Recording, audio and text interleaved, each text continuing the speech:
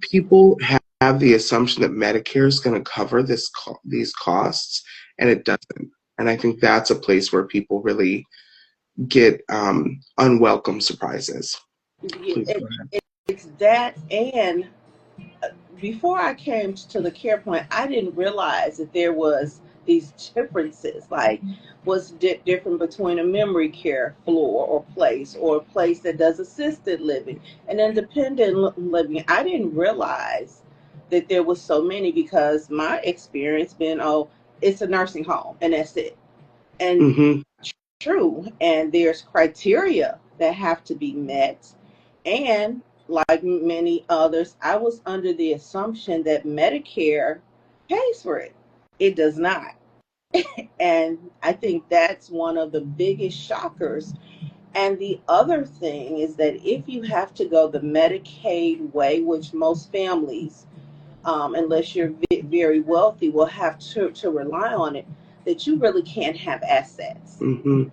And so each time I have a family and the families have worked hard and they bought homes and the home is in the loved one's name who needs to transition to a Medicaid facility, you can if you have those assets.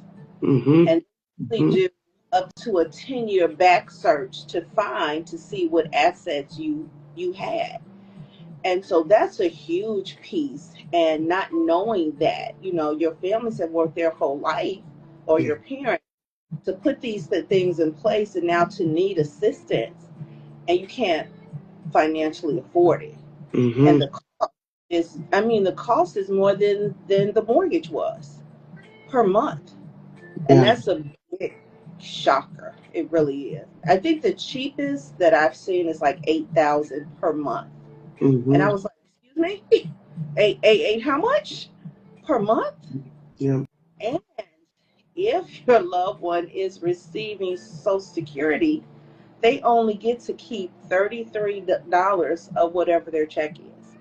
I'm like, $33 won't buy toiletries. They won't buy It anything. won't cover a phone. Uh, and so I'm like, oh my.